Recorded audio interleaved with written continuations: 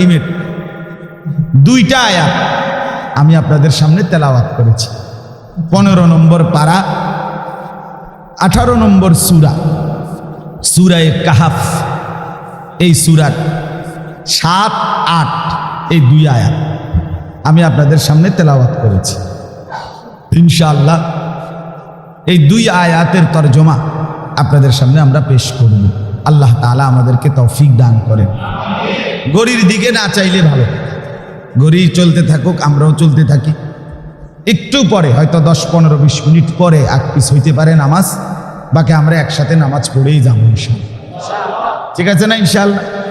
এই জন্য আপাতত ঘড়ির দিকে না থাকে, ঘড়িকে ঘড়ির মতো চলতে দেই, আমরা আমগো মতো চলতে থাকি। সূরায়ে কাহাফ এই সূরাটির নাম কোরআনুল কারীমের অত্যন্ত গুরুত্বপূর্ণ, ফজিলতপূর্ণ, মর্যাদাপূর্ণ একটি সূরা, সূরায়ে কাহাফ। কোরআনুল কারীমের 18 নম্বর সূরা, 15 নম্বর পারা। এই সূরার অনেক ফজিলত, দারুণ ফজিলত, খুব সুন্দর ফজিলত। আমাদের প্রিয় নবী, আল্লাহর নবী সাল্লাল্লাহু আলাইহি ওয়াসাল্লাম ইরশাদ করেছেন, যে ব্যক্তি সূরায়ে কাহাফ একবার তেলাওয়াত করবে, তার জমিন থেকে আসমান পর্যন্ত পুরাটা নূর আলোকিত হয়েছে। হ্যাঁ, আযা লাহু নূর, তার জন্য আলো হয়ে যাবে জমিন থেকে আসমান। এলো 1 নম্বর ফজিলত। 2 নম্বর ফজিলত, নবী সাল্লাল্লাহু আলাইহি ওয়াসাল্লাম ইরশাদ করেছেন, যে ব্যক্তি শুক্রবার দিন, জুমার দিন সূরায়ে কাহাফ তেলাওয়াত করবে একবার, এই যে সূরাটা, আল্লাহ নবী সাল্লাল্লাহু আলাইহি ওয়াসাল্লাম, নবীজি সাল্লাল্লাহু আলাইহি সাল্লাম বলেন, তাকে আল্লাহ তাআলা 3টি পুরস্কার দান করেন। 1 নাম্বার এই আগেরটা যেটা বললাম, 1 নাম্বার হলো যে ব্যক্তি শুক্রবার দিন সূরায়ে কাহাফ পড়বে, আল্লাহ তাআলা তার জমিন থেকে আসমান নূর আলোকিত করে দিবেন। এই আলো, এই রিওয়ায়াতের মধ্যে আছে যে এই আলো আল্লাহ তাআলা কিয়ামতের দিনও তার জন্য জ্বালিয়ে দিবেন। একটা গুরুত্বপূর্ণ কথা শুনেন, ফুলসিরাত পার হইতে হবে, এটা সবাই জানেন তো, ঠিক না? এটা নিশ্চিত তো। সিরাতু হাক্কুন, আহলে সুন্নাত ওয়াল জামাতের একটা আকীদা যে ফুলসিরাত যেটারে আমরা কই, এটা মূলত হলো সিরাত। আমরা এটা পরিভাষায় আমাদের লোক মুখে বলতে বলতে ফুলসিরাত হয়ে গেছে, এটা আত্মার রুহের মাগফিরাত হয়ে গেছে, বুঝছেন না? মানে পুল মানেই সিরাত, সিরাত মানেই পুল, বুঝছেন না? ওই মনে করেন একজনে বলছে যে জনগণ বুঝলো না পাবলিক কি জিনিস। এখন বলেন জনগণ বুঝলো না পাবলিক কি জিনিস মানে কি? জনগণ আর পাবলিক এক কথা না? কয়েকটি তুমি বুঝদা না, এটা পলিটিক্যাল রাজনীতি, এটা পলিটিক্যাল রাজনীতি, পলিটিক্যাল মানেই তো রাজনীতি, বুঝেন নাই কথাটা? তো অতএব জানাজার টাইম বলার পরে বলে যে অতএব মরহুমের জানাজায় শরীক হয়ে সকলকে আত্মার রুহের মাগফিরাত কামনা করার জন্য অনুরোধ করা হয়েছে। এই যে আত্মা যেটা, এটাই রুহ, রুহ যেটা, এটাই আত্মা, এরকম হয় আর কি। এটা কোনো মানুষের একটা উচ্চারণ। তো পোল সেরাত শব্দটা মূলত একটা, হয় পোল নয় সেরাত, বুঝছেন নি কথা? কিন্তু আমরা এটা পরিভাষায় আমাদের এই উপমহাদেশে আমরা এটা বলে ফেলছে, এই জন্য এটা পোল সেরাত বলে। এখন এটা দিয়ে একটাই বুঝে, কোনো দুইটা বুঝায় কাজের অসুবিধা নেই। এটা যদি এমন দুইটা হইতো এরকম হইতো, এমন না। তাইলে পোল সেরাত মানে সিরাত, এটা সত্য। হাসরের ময়দানে আল্লাহ তাআলা এই সিরাত কায়েম করবেন, প্রতিষ্ঠিত করবেন। কোরআনুল কারীমের মধ্যে আছে, আল্লাহ তাআলা বলেন, ওয়া ইন মিনকুম ইল্লা ওয়ারিদুহা, কোরআনের আয়াত। তোমাদের এমন কেউ হবে না, নবী বলো, রাসূল বলো, আউলিয়া বলো, সাহাবা বলো, ইমানদার বলো, বেঈমান বলো, কাফের বলো, মুশরিক বলো, যে কেউই হোক সে, আল্লাহ তাআলা বলেন ফুল সিরাত যেটা, এটা পার না হয়ে কেউ থাকবেন, প্রত্যেককেই এটা পার হইতে হবে।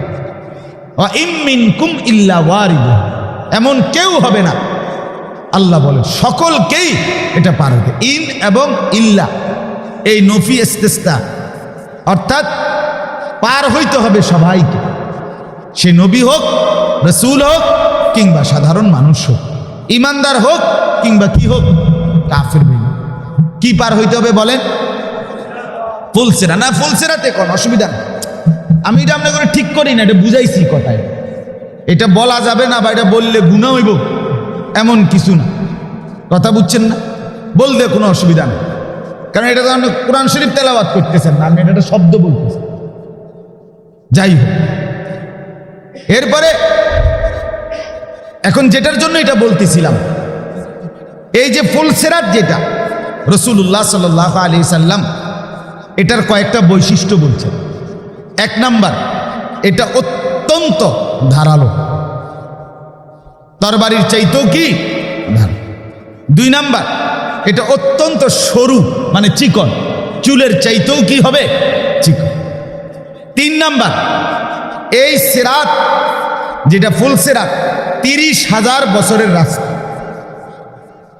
চার নাম্বার, এই সিরাতের দুই পাশে চিকন কেমনে হইবে সেটা আপনি হেনে গেলে দেখবেন, না বুঝলে আমার হেনে গিয়ে জিগাইবেন, তাহলে আমি দেখাই দেব এইরকম। কথা বুঝেন নাই তো?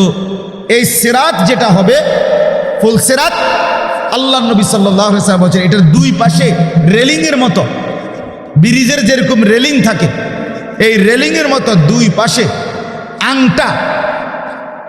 আংটা বিভিন্ন এই আপনার নৌকা নদী পথের লঞ্চ স্টিমার যেটা পারে গিয়া গাঁথে যে এরকম আংটা আছে না, হ্যাঁ, নোঙ্গর লাগায় যেটা নোঙ্গর, এই আংটার মতো না এগুলো, এরকম আল্লাহ নবী বলেন এই সিরাতের দুই পাশে, ফুল সিরাতের দুই পাশে রেলিং এর মতো এরকম আংটা থাকবে। আগুনের এই আংটাগুলো সামনে দিয়া মানুষদেরকে পার হইতে হবে। এই আংটাগুলো যেই মানুষটাকে টান দিয়া ধরে ফেলবে, আটকাইয়া ফেলবে, সে আর পার হইতে পারবে না, তাকে টাইনা হেসরাইয়া জাহান্নামে ফেলবে। আল্লাহ রাসূল বলছে এটা তো হইল, তাইলে বুঝলেন চিকন, ধারালো, দীর্ঘ রাস্তা, দুই পাশে আগুনের আংটা, নোঙ্গর আংটা। এই অবস্থায় নবী বলেন এই 30,000 বছরের রাস্তা পার হইতে হবে। এখানে কেডা কেডা? সবাই। এই পুরাটা রাস্তা আল্লাহ নবী সাল্লাল্লাহু আলাইহি সাল্লাম বলেন সীমাহীন অমাবস্যার ঘুটঘুটে অন্ধকারের চাইতেও বেশি অন্ধকার থাকবে।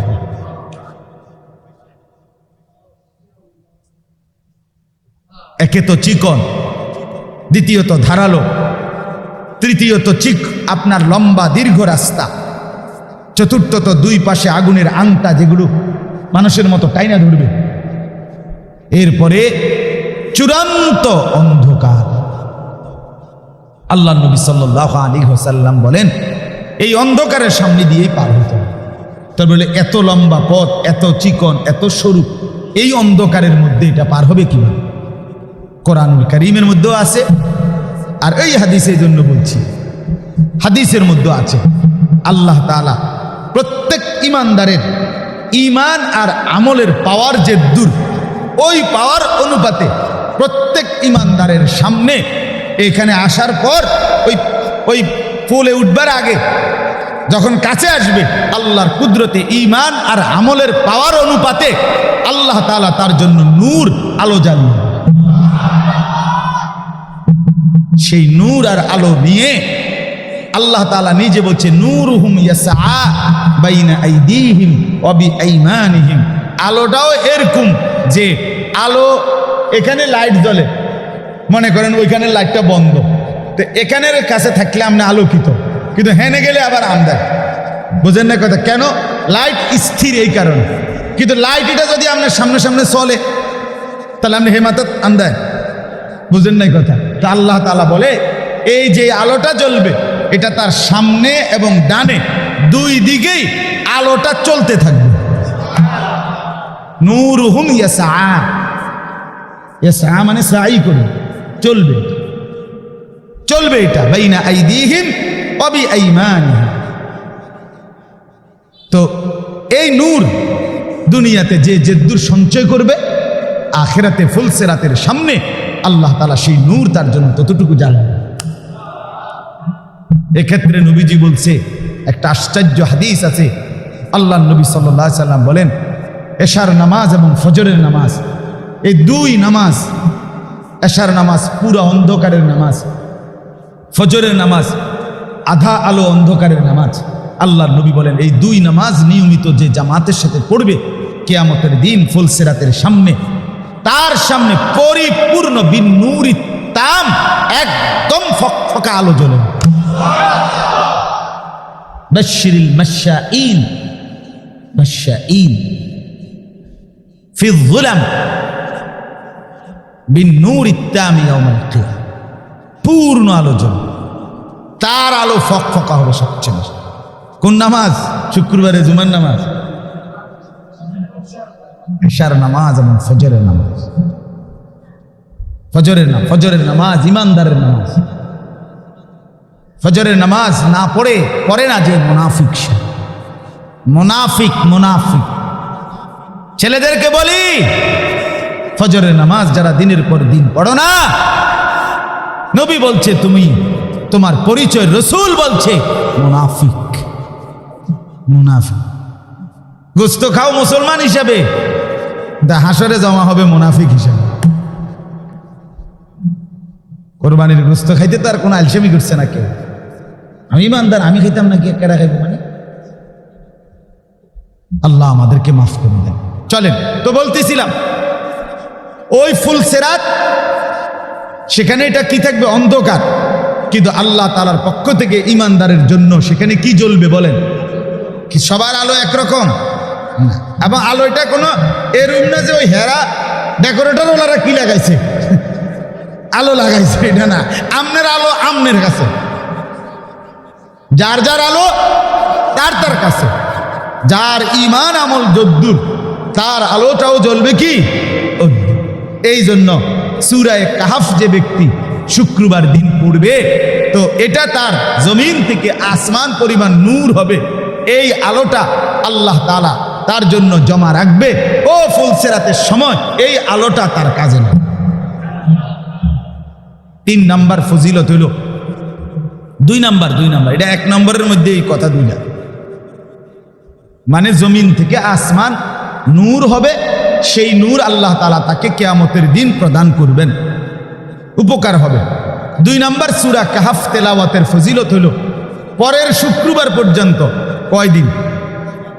8 দিন। শুক্রবারে কয় দিন? 8 দিন। গ্রাম দেশের হিসাব আমরা মার ঘরে দেখতাম, এমনি কইতো আজীবন। রবি আসতো, সময় 9, মঙ্গলে 10, এমনি মারে দেখছি আজীবন। আমার আম্মা এমনি বুঝাইতো আগে, শুক্রে আসতে, শনিয়ে 9, রবিবারে যাবি কেন 10, মা এমনি মিলাইতো।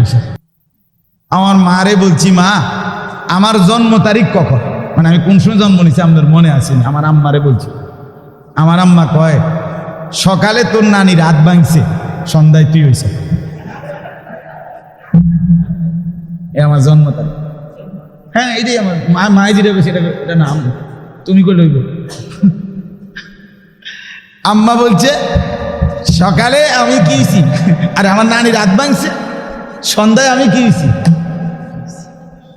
হইলুনি আমার জন্ম তারিখ। নানিরে জিগাইলাম, নানু আমার জন্ম তারিখ। মায়ে কইছে সকালে আপনি রাত ভাঙছে, বিকালে আমি জন্ম নিছি সন্ধ্যায়। আপনি রাত ভাঙছে কোন সময়, এটা আপনার মনে আছে? আমার নানি আমারে বলতেছে, তোর বড় মামা, নানির যেদিন রাত ভাঙছে সেদিন আমার বড় মামা সরকারি চাকরি করতেন, তো তোর বড় মামা বদলি হইয়া চাঁদপুরে জয়েন করছে সেদিন। সেদিন দুপুরে, যেদিন সকালে কি ভাঙছে, নানি রাত ভাঙছে। গেলাম বড় মামার কাছে, হ্যাঁ আমি নিজে চেষ্টা করে বাড়ি করছি। পরে বড় মামারে কইলাম, মামা আপনার মনে আছে না, আপনি চাঁদপুরে আপনি যখন বদলি হইয়া গেছেন, তখন আপনি এই কোন দিন সেটা তখন মামা তো শিক্ষিত মানুষ, মামা পুরা টাইমটা বলছে 1981 সনের অক্টোবর মাসের, যে এতটুকু বলছে বাগিনা 25 কিংবা 26 তারিখ আমি চাঁদপুরে কি করছি, জয়েন করছি। এই হলো আমার জন্ম। বহুত কষ্ট করে কি করতেছে, নানি রাত ভাঙন লাগছে, মামারে চাঁদপুর বদ্যি করার লাগছে, এরপরে গিয়ে কি বাইরেছে। আল্লাহ নবী সাল্লাল্লাহু আলাইহি ওয়াসাল্লাম বলেন, এই শুক্রবার থেকে পরের শুক্রবার কয়দিন, 8 দিন, এই 8 দিন আল্লাহ তাআলা তাকে যেই কোনো রকমের ফিতনা থেকে, মুসিবত থেকে আল্লাহ তাআলা তাকে রক্ষা করবে। 3 নাম্বার ফজিলত হইল, আল্লাহ নবী সাল্লাল্লাহু আলাইহি সাল্লাম বলেন, যে ব্যক্তি সূরা কাহফ তেলাওয়াত করবে শুক্রবারে, পরের শুক্রবার পর্যন্ত যদি দাজ্জাল বের হয় তো আল্লাহ তাআলা তাকে দাজ্জালের ফিতনা থেকে রক্ষা করবে। এই হলো সূরা কাহফের ফজিলত। আপনাদের শুনবার পরে দায়িত্ব হলো সুবহানাল্লাহ বলে আমগোর হাতে দায়িত্ব দিয়ে দেওয়া, যে হুজুর খুব গুরুত্বপূর্ণ, আপনারা ফুরিয়েন, ঠিক না? কথা বলেন না কেন? আপনাকেও কাজ করণীয়, সাধারণ মুসলমানের করণীয় হইল আমরা কান্দে উঠাই দেওয়া, নাকি সবাই পড়া? সবাই পড়াও। বিশেষ করে যারা ইতিমধ্যে আল্লাহর কোরআন পড়তে পারেন, আপনারা দয়া করে পড়ুন, চেষ্টা করবেন। যারা কোরআন শরীফ পড়তে পারেন ইনশাআল্লাহ বরকত হবে, জিন্দেগির বড় বরকত হবে, অনেক বড় উপকার হবে। সূরা কাহফ তেলাওয়াত করলে আল্লাহ তাআলা এই বরকত দান করবে। এবার আসেন আরেকটা ফজিলত বলি, সেটা হলো এই সূরা কাহফ আমাদের নবী সাল্লাল্লাহু আলাইহি ওয়াসাল্লাম এই সূরাটাকে 3টা ভাগ করছে। কয়টা ভাগ? এক ভাগে প্রথম 10 আয়াত, আরেক ভাগে শেষের 10 আয়াত, আরেক ভাগে পুরা সূরা। তো পুরা সূরার ফজিলত বললাম এতক্ষণ। এখন বাকি আছে প্রথম 10 আয়াত এবং শেষ 10 আয়াতের ফজিলত।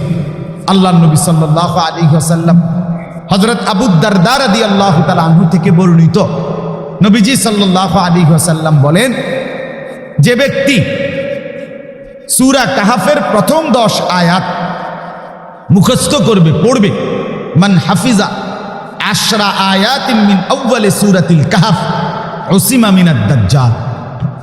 যে ব্যক্তি সূরা কাহফের প্রথম 10 আয়াত পড়বে, মুখস্থ করবে, তেলাওয়াত করবে নিয়মিত, আল্লাহ তাআলা তাকে দাজ্জাল থেকে বাঁচিয়ে দিবেন, নবীজি বলছে।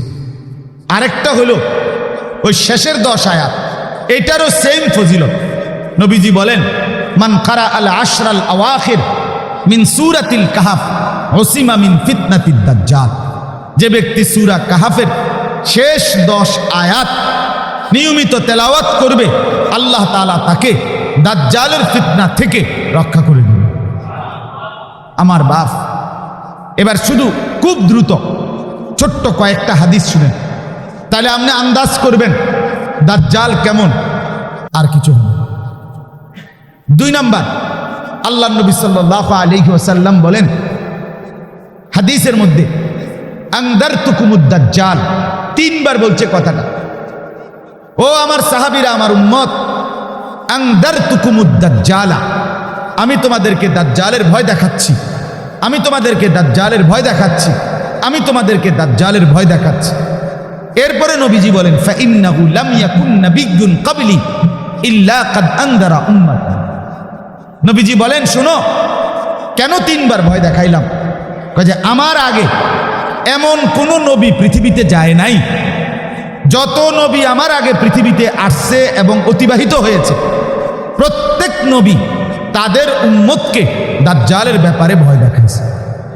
দাজ্জাল এতটা ভীতিকর, আদম থেকে ঈসা সমস্ত নবী তাদের উম্মতকে দাজ্জালের ভয় দেখাইছে।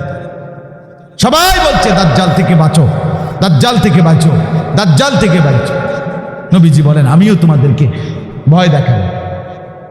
এবার দাজ্জাল কেন এত ভয়ঙ্কর, দাজ্জালের ফিতনা এতটা বিপজ্জনক কেন, আমি খুব দ্রুত সংক্ষেপে কথাগুলো বলতেছি। আমরা প্রত্যেকেই বুঝি, আলহামদুলিল্লাহ, যে এখানে যারা আছি সবাই বুঝি, এক মানুষের জীবনের সবচেয়ে বড় সম্পদের নাম নেয়ামত, সেটা হলো ঈমান। কি বলেন? কালেমার চাইতে দামি কিছু আপনার আমার আছে কি? ঈমানের চাইতে দামি কিছু আপনার আমার আছে কি? গোটা পৃথিবী যদি আপনি 100 বারও পান, অথচ আপনি বেঈমান, আছে কি কোনো মূল্য? আপনি যদি ঈমানদার, কিন্তু আপনি যদি গোটা পৃথিবীও না পান, হাসরের ময়দানে আপনি দামি কিনা বলেন? তাহলে এক মানুষের জীবনের সবচেয়ে বড় সম্পদ, সর্বশ্রেষ্ঠ নিয়ামত, সেটা হলো ঈমান। ঈমান, জীবনে কিছুই পেলেন না, আল্লাহকে পেলেন, সব পাই। আমার শায়েখ আল্লামা মুফতি মুশতাকুন নবী সাহেব বলে, তুমি আল্লাহকে হারিয়ে গোটা পৃথিবীও যদি পাও, তুমি কিছুই পাইলা না। তুমি আল্লাহকে পেয়ে যদি গোটা পৃথিবীও হারাও, তুমি কিছুই হারাইলা না। আল্লাহকে হারিয়ে সব পাওয়া পাওয়া না, আল্লাহকে পেয়ে সব হারানো হারানো না। আল্লাহ হারাইলে সব হারা, আল্লাহ পেলে সব পাওয়া। যে তু মেরা তো সব মেরা, যখন তুমি আমার, সবই আমার। ফলক মেরা জমিন মেরা, আসমানও আমার, জমিনও আমার। अगर एक तो नहीं मेरा तो कोई शै नहीं मेरा। যখন আল্লাহই আমার না হয়, তখন আমার কিছুই নেই।